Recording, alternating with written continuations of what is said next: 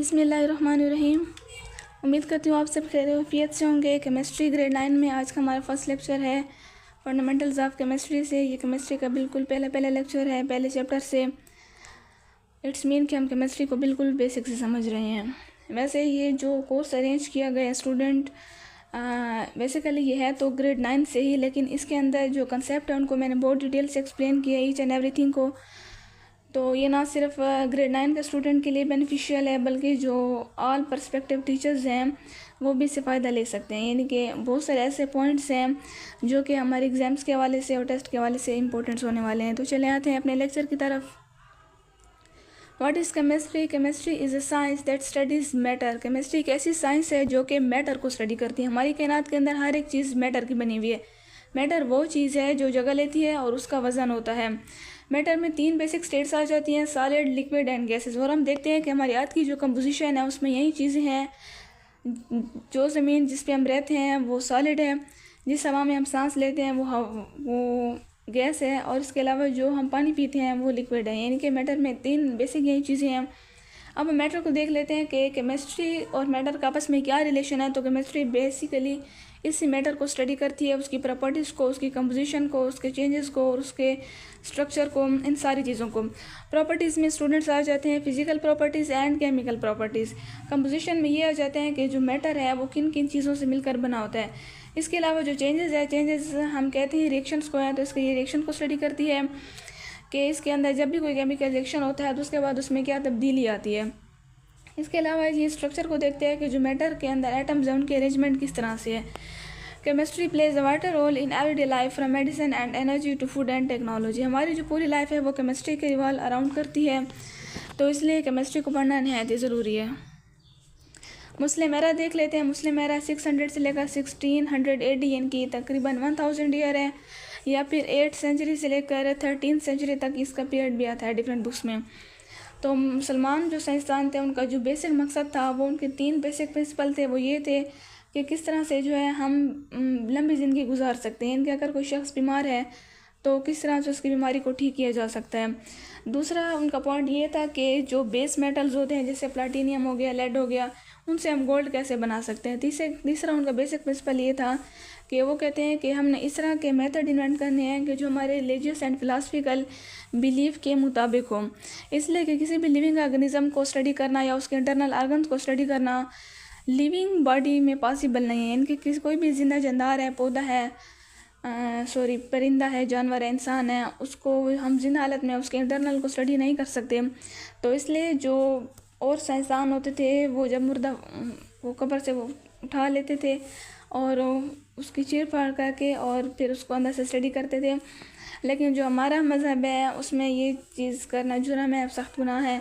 यानी कि जब एक दफ़ा इंसान कब्र में चला जाता है तो फिर वो अमानत हो जाता है, तो उसको हम दोबारा से नहीं निकाल सकते हैं। तो इसलिए जो मुस्लिम साइंटिस्ट थे उन्होंने कहा था कि हम इस तरह के लेबॉर्ट्री मेथड्स को इन्वेंट करेंगे कि बग़ैर किसी बॉडी की डिसेक्शन किए हम इस तरह के टेक्निक्स यूज़ करके बॉडी के इंटरनल ऑर्गन्स को स्टडी करेंगे। तो ये 3 उनके बेसिक प्रिंसिपल थे। जो दूसरा मैंने प्रिंसिपल बताया कि जो बेस मेटल्स हैं उनसे गोल्ड बनाया जा सके, तो बाद में ये आइडिया रिजेक्ट हो गया था। इसलिए कि जो मेटल होते हैं वो प्योर फॉर्म में होते हैं, यानी कि वो एलिमेंट्स होते हैं और किसी भी एक मेटल से हम दूसरा मेटल नहीं बना सकते। फॉर एग्जांपल अगर सिल्वर है तो वो सिल्वर ही रहेगा। सिल्वर की हम शेप तो चेंज कर सकते हैं लेकिन सिल्वर से गोल्ड नहीं बना सकते। तो ये आइडिया बाद में रिजेक्ट हो गया था। तो आते हैं अपने मुस्लिम पीरियड की तरफ, मुस्लिम एरा की तरफ। The period of Muslim is known as alchemist. मुसलमान साइंसदानों के दौर को अल्केमिस्ट का दौर कहा जाता है। Muslim scientist made chemistry as an experimental science. उन्होंने केमिस्ट्री को एक्सपेरिमेंटल साइंस बनाया। They have developed laboratory techniques like distillation, crystallization, filtration and मैनियंस। They discover and prepared many acid, salt and chemical substance. उन्होंने बहुत सारे acid को, जैसे nitric acid हो गया, हाइड्रोक्लोरिक एसिड है, डिफरेंट सॉल्ट को उन्होंने डिस्कवर किया, डिफरेंट केमिकल सब्सटेंसेस को, वाइट लेड हो गया, इन सब को डिस्कवर किया। They wrote important books on chemistry and medicine. They work led the foundation for modern chemistry. इन्होंने जो काम किया था यही सारा मॉडर्न केमिस्ट्री की बुनियाद पड़ा जो कि आज हम पढ़ते हैं।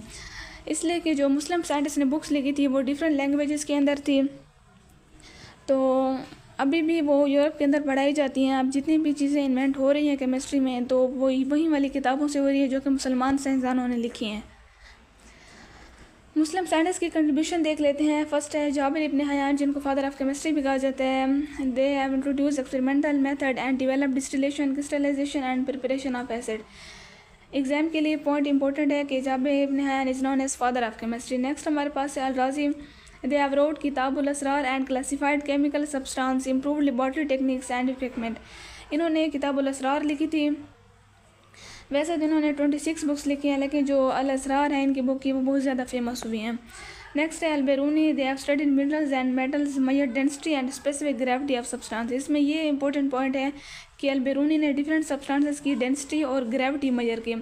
नेक्स्ट है ibn Sina. They have contributed to medicinal chemistry and classified drugs and chemical substances. Ibn Sina ने जो है ड्रग्स और केमिकल सब्सटेंसेस के ऊपर काम किया और इसके अलावा बहुत सारी बुक्स भी लिखी थी जो कि यूरोप में पढ़ाई जाती रही हैं। इब्न सीना को एरिस्टोटल हम कहते हैं। इनके मुस्लिम वर्ल्ड में जिनका नाम है वो एरिस्टोटल है, अरस्तु। नेक्स्ट देख लेते हैं स्टूडेंट ब्रांचेस ऑफ केमिस्ट्री। तो पहली ब्रांच है फिजिकल केमिस्ट्री। इसके नाम से ही ज़ाहिर है कि हम जो फिजिकल प्रॉपर्टीज़ होती हैं उनको देखेंगे। It studies the physics, matter and energy of chemicals at an atomic and molecular level. ये मैटर को, एनर्जी को और केमिकल को स्टडी करती है एटॉमिक लेवल के ऊपर और मॉलिक्यूलर लेवल के ऊपर। नेक्स्ट है मटेरियल्स केमिस्ट्री। जितने भी मटेरियल्स हैं, studies and create different materials for a specific function. ये डिफरेंट मटेरियल को स्टडी करती है और क्रिएट करती है कि हर एक चीज़ का जैसे अपना एक स्पेसिफिक फंक्शन होता है तो उनको स्टडी किया जाता है। नेक्स्ट है organic chemistry. It studies the structure, synthesis and properties of organic compound contain carbon. बहुत सारे स्टूडेंट इन चीज़ों में कंफ्यूज हो जाते हैं, ऑर्गेनिक केमिस्ट्री में और इनऑर्गेनिक में। तो स्टूडेंट जो ऑर्गेनिक केमिस्ट्री है वो स्टडी करती है बेसिकली कार्बन एंड हाइड्रोजन को, कार्बन और हाइड्रोजन दोनों। periodic टेबल के अंदर हमारे पास टोटल 118 एलिमेंट्स हैं। इन 118 में से जो 92 नेचुरल है, बाकी के 26 आर्टिफिशियली प्रिपेयर्ड हैं। इन 118 एलिमेंट्स में से 2 एलिमेंट कार्बन और हाइड्रोजन भी है। चूँकि इनकी एप्लीकेशन बहुत ज़्यादा है इसलिए हम इनको केमिस्ट्री की सेपरेट ब्रांच में स्टडी करते हैं, जिनको कहा जाता है ऑर्गेनिक केमिस्ट्री। नेक्स्ट है थ्योरेटिकल केमिस्ट्री। और ऑर्गेनिक केमिस्ट्री में एक पॉइंट अहम ये है, वो ये कि किसी भी कंपाउंड के अंदर अगर कार्बन और हाइड्रोजन दोनों मौजूद हैं तो तभी वो ऑर्गेनिक है। अगर एक कार्बन है लेकिन हाइड्रोजन नहीं है, for example in carbon dioxide, उसमें कार्बन तो मौजूद है लेकिन हाइड्रोजन नहीं है, तो carbon dioxide is not an organic. इस तरह से NH3 अमोनिया में हाइड्रोजन तो है लेकिन कार्बन मौजूद नहीं है, तो ammonia is not an organic. I hope कि आपको क्लियर हो गया होगा। नेक्स्ट है theoretical chemistry. It studies the key chemistry concept and the theories behind them. Theoretical chemistry के अंदर बहुत सारी ऐसे हम पढ़ते हैं केमिस्ट्री में कि कुछ ऐसे होते हैं मॉडल्स होते हैं, प्रैक्टिकल बेस होते हैं, कुछ ऐसे होते हैं कि जस्ट थ्योरीज होती हैं। तो थ्योरेटिकल केमिस्ट्री के अंदर केमिस्ट्री में जितनी भी थ्योरीज आ जाती हैं उन सबको स्टडी किया जाता है। नेक्स्ट है student inorganic chemistry. Studies the structure, synthesis and properties of inorganic compounds contains metals. तो इनऑर्गेनिक केमिस्ट्री के अंदर मेटल्स आ जाते हैं, मिनरल्स आ जाते हैं, सॉल्ट्स आ जाती हैं, रॉक्स आ जाती हैं। तो कार्बन और हाइड्रोजन के अलावा और जितने भी कंपाउंड्स हैं 118 जो एलिमेंट्स हैं उसमें से जो बाकी 116 एलिमेंट हैं उनको जब स्टडी किया जाता है, क्योंकि वो डिफरेंट मेटल्स की कैटेगरी में आते हैं, नॉन मेटल्स की कैटेगरी में आते हैं, तो इनको हम कहते हैं इनऑर्गेनिक केमिस्ट्री। जैसे कि डायमंड की यहाँ पे एग्जांपल दी हुई है। नेक्स्ट है biochemistry. Studies the chemical reactions and processes in living things. Bio means life, के नाम से जाहिर है कि बायोकेमिस्ट्री के अंदर जितने भी लिविंग ऑर्गेनिज्म के अंदर रिएक्शन हो रहे होते हैं वो पढ़ते हैं। बायोकेमिस्ट्री में जो सबसे मेन रिएक्शन आता है वो है डाइजेशन ऑफ फूड। जब हम खाना खाते हैं तो वो ग्लूकोज होता है, जैसे हम पढ़ते हैं एंजाइम्स के चैप्टर के अंदर के ग्लूकोज है, उसकी ब्रेक डाउन हमने की है, उससे कार्बन डाइऑक्साइड मिला है, वाटर मिला है और एनर्जी मिली है। तो ये जो रिएक्शन है स्टूडेंट, तो ये एक केमिकल रिएक्शन है। नेक्स्ट हमारे पास ब्रांच आती है analytical chemistry. Its utilizes different methods, instruments and techniques to study and quantify different matter. Analytical chemistry इसका नाम से ज़ाहिर है कि ये चीज़ों का एनालिसिस करेगा, qualitative analysis and quantitative analysis. किसी भी चीज़ की क्वांटिटी को जब मेजर किया जाता है और जब उसकी क्वालिटी देखी जाती है स्टूडेंट, तो इसको हम स्टडी करते हैं एनालिटिकल केमिस्ट्री में। आई होप कि ब्रांचेस आपको क्लियर हो गई होंगी। नेक्स्ट आ जाते हैं अपने टॉपिक की तरफ, that is matter. Matter is anything that is mass and occupy space. अब मैटर के बारे में क्वेश्चन आता है, does it have constant properties and composition, कि क्या इसकी कांस्टेंट प्रॉपर्टीज़ और कंपोजिशन होती हैं या फिर नहीं होती। तो इसका आंसर आता है स्टूडेंट नो और यस में। नो में आता है मिक्सचर और यस में आता है प्योर सब्सटेंस।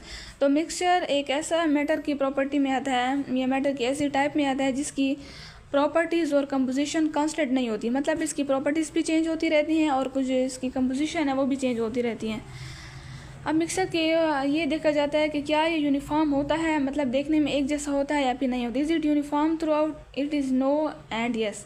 नो में आता है हेट्रोजीनस मिक्सचर एंड यस में आता है होमोजीनस मिक्सचर।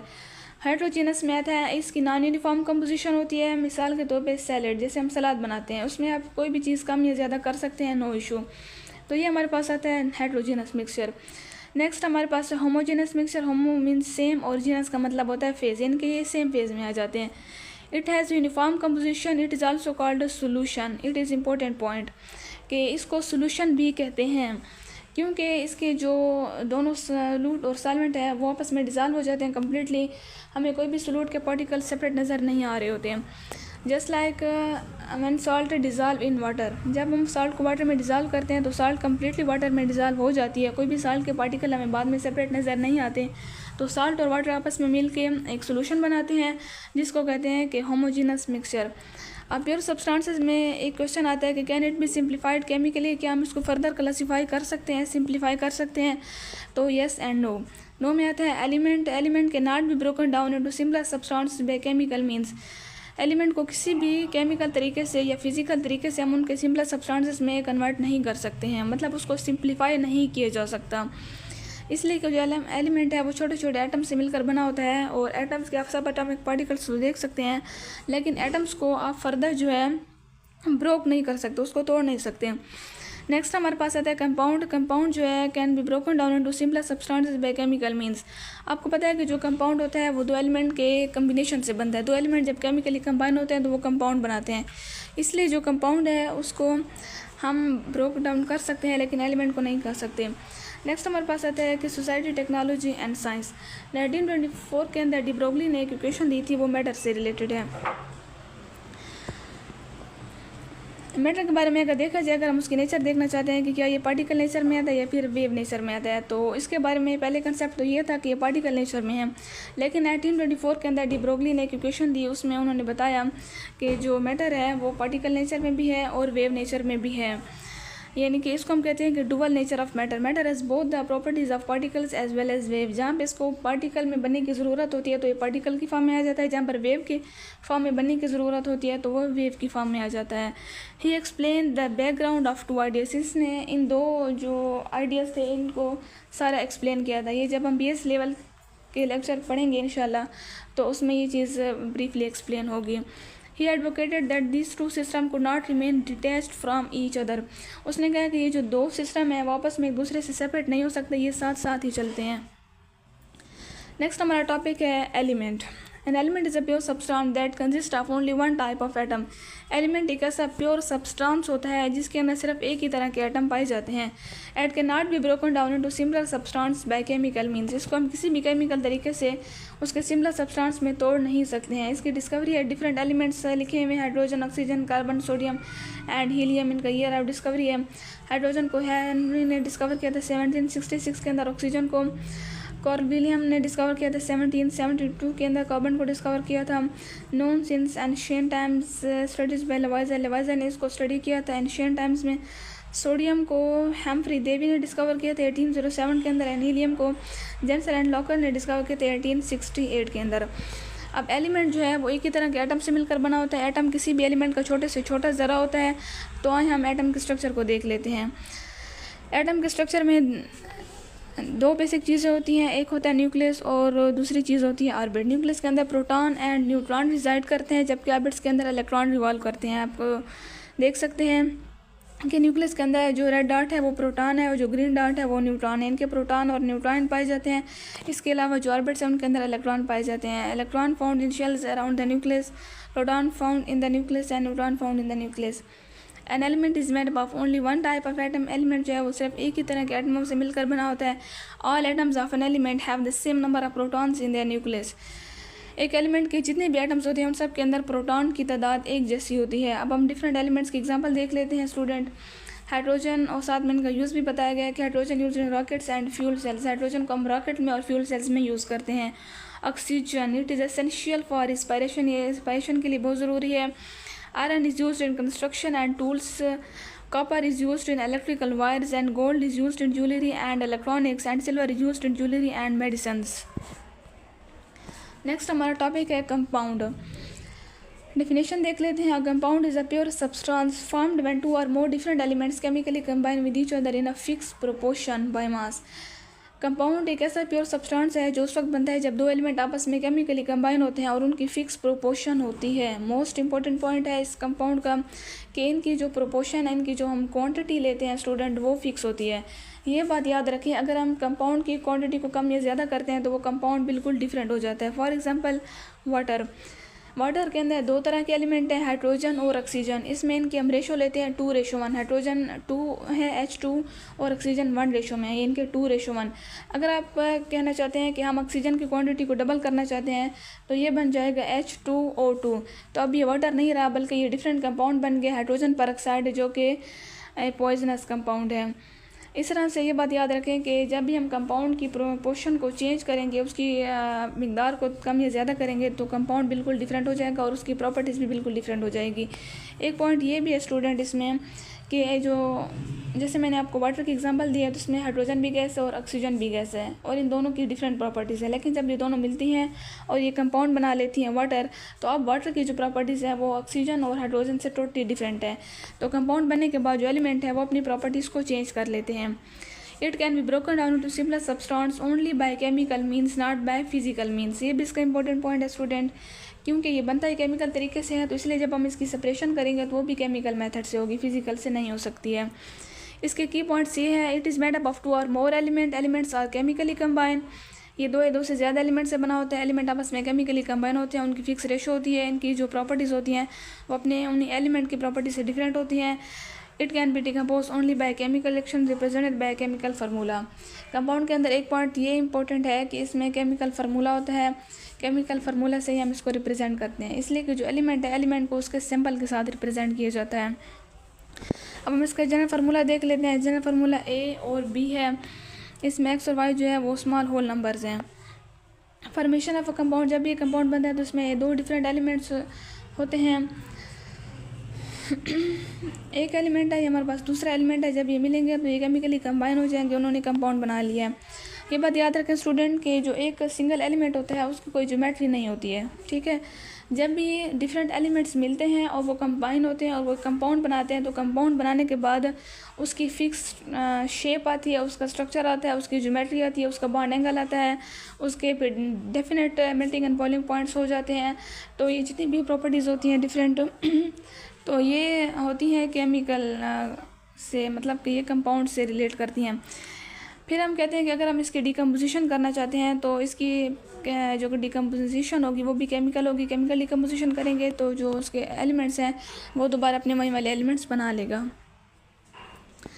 अब एग्जांपल्स देख लेते हैं कंपाउंड की, इसकी डिफरेंट है। फॉर एग्जांपल पहला है वाटर, इसका फार्मूला H2O है। ये दो एलिमेंट से बना होता है, हाइड्रोजन और ऑक्सीजन, और ये इसका यूज़ लिखा गया है essential for life, used in drinking and cleaning. Next है सोडियम क्लोराइड, जिसको कॉमन साल्ट भी कहा जाता है। इसका फार्मूला NaCl है। इसमें दो एलिमेंट है, sodium and chlorine. It is used in food preservation and industry. Next हमारा कार्बन डाइऑक्साइड है, CO2। इसमें दो एलिमेंट्स है, carbon and oxygen. It is used in fire extinguishers and beverages. Next है अमोनिया, इसका फार्मूला NH3 है। इसमें दो एलिमेंट हैं, nitrogen and hydrogen. It is used in fertilizer, cleaning and products. Next है कैल्शियम कार्बोनेट, इसमें दो एलिमेंट्स हैं। इसका फार्मूला कैल्शियम CaCO3 है। इसमें तीन एलिमेंट्स हैं, calcium, carbon and oxygen. It is used in cement, construction and art acid. Properties देख लेते हैं, दोबारा वही पॉइंट्स हैं। फिक्स कंपोजिशन होती है, definite physical and chemical properties. इनकी प्रॉपर्टीज सेम होती हैं, डेफिनेट होती हैं। Properties are completely different from the element from which they are formed, के जिन एलिमेंट से बने होते हैं उनसे उनकी प्रॉपर्टीज़ टोटली डिफरेंट होती हैं। It can be separated into elements only by chemical method, सिर्फ केमिकल मेथड से इनको सेपरेट किया जा सकता है। It can be represented by chemical formula, इसको इसके केमिकल फार्मूला से रिप्रेजेंट किया जाता है। दे आर प्योर सब्सटेंसेज, ये हमारे पास प्योर सब्सटेंसेज होते हैं। टाइप्स ऑफ कंपाउंड देख लेते हैं। They have two compound, ionic compound and covalent compound. Ionic compound are formed by transfer of electron, ये इलेक्ट्रॉन के ट्रांसफर से बनते हैं। आयनिक कंपाउंड उस वक्त बनते हैं जब एक एलिमेंट और दूसरा एलिमेंट, मतलब एलिमेंट के जो एटम्स हैं इनके वो अपने इलेक्ट्रॉन कम्प्लीटली ट्रांसफ़र कर लेता है, मुकम्मल तौर पर दे देता है। Usually between a metal and non metal. इसमें ये बात आपने याद रखनी है कि आयनिक कंपाउंड उस वक्त बनते हैं जब एक मेटल होता है और दूसरा नॉन मेटल। इसलिए कि मेटल की ये प्रॉपर्टी होती है कि वो इलेक्ट्रॉन लॉस करता है और नॉन मेटल की ये प्रॉपर्टी होती है कि वो इलेक्ट्रॉन गेन करता है। जैसे कि सोडियम क्लोराइड, सोडियम मेटल है, क्लोरीन नॉन मेटल है। सोडियम इलेक्ट्रॉन लॉस करेगा, क्लोरीन इलेक्ट्रॉन गेन करेगा, तो एक आयनिक कंपाउंड बन जाएगा। इसकी दूसरी एग्जांपल है कैल्शियम कार्बोनेट। तो ये बात याद रखें कि जो भी आयनिक कंपाउंड होते हैं वो केटाइन और एनाइन बनाते हैं। केटाइन उस वक्त बनता है जब इलेक्ट्रॉन का लॉस होता है और एनाइन उस वक्त बनता है जब इलेक्ट्रॉन का गेन होता है। नेक्स्ट है covalent compound formed by the sharing of electron usually between non metals. ये इलेक्ट्रॉन की शेयरिंग से बनते हैं और ये नॉन मेटल्स के दरमियान में होते हैं। दो जो एलिमेंट्स होते हैं वो अपने इलेक्ट्रॉन को शेयर कर लेते हैं और जब तक वो बॉन्ड में रहते हैं तब तक वो स्टेबल होते हैं। लेकिन जैसे ही उनका बॉन्ड टूटता है और एलिमेंट सेपरेट होते हैं तो वो दोबारा अपनी अनस्टेबिलिटी की तरफ आ जाते हैं। दोनों को अपने जो एटम्स होते हैं, जो इलेक्ट्रॉन्स होते हैं, वो उतने के उतने ही मिल जाते हैं जैसे उनके पहले होते हैं। For example water, carbon dioxide and ammonia. इसकी प्रिपरेशन देख लेते हैं। प्रिपरेशन ऑफ कंपाउंड को बनाने के लिए 3 मेथड हैं: combination reaction, neutralization reaction and decomposition reaction. Combination का मतलब यही होता है कि चीज़ों को मिलाना, जोड़ना। इसमें हाइड्रोजन और ऑक्सीजन को हम कंबाइन करते हैं तो वाटर बन जाता है। नेक्स्ट है न्यूट्रलाइजेशन रिएक्शन। उस वक्त बनता है जब एक स्ट्रॉन्ग एसिड और एक strong base, HCl hydrochloric acid strong acid है, सोडियम हाइड्रोक्साइड स्ट्रॉन्ग बेस है। जब ये मिलेंगे तो अपने कैटायनिक और एनायनिक पार्ट को एक्सचेंज करेंगे। सोडियम क्लोरीन के पास चला जाएगा, हाइड्रोक्साइल आयन हाइड्रोजन के पास चला जाएगा, तो ये हमारे पास बन जाएगा NaCl सोडियम क्लोराइड साल्ट और प्लस H2O वाटर। इसका जो लास्ट जो प्रोडक्ट बनता है वो साल्ट और वाटर बनता है। नेक्स्ट है डिकम्पोजिशन रिएक्शन। इसमें एक ही कंपाउंड होगा और उसकी हम डिकम्पोजिशन करेंगे। फॉर एग्जांपल कैल्शियम कार्बोनेट, ये बन जाता है कैल्शियम ऑक्साइड और CO2 कार्बन डाइऑक्साइड। यानी कि जो कैल्शियम कार्बोनेट जो लाइमस्टोन है, लाइमस्टोन से बन जाता है लाइम, जो क्विक लाइम होता है, चूना, और साथ में कार्बन डाइऑक्साइड गैस रिलीज हो जाती है। इंपॉर्टेंट नोट इसमें ये है student, compound play water role in our daily life. Water, salt, sugar, medicine, plastic and many other substances are compounds. हमारी डेली लाइफ के अंदर तकरीबन जितने भी हम ज़्यादातर चीज़ें यूज़ करते हैं वो सारे के सारे कंपाउंड्स होते हैं। इसलिए कुछ एलिमेंट है उनको प्योर फॉर्म में इतना यूज़ नहीं किया जा सकता, उनके कंपाउंड बनाए जाते हैं और कंपाउंड बनाने के बाद ही उनको हम यूज़ करते हैं।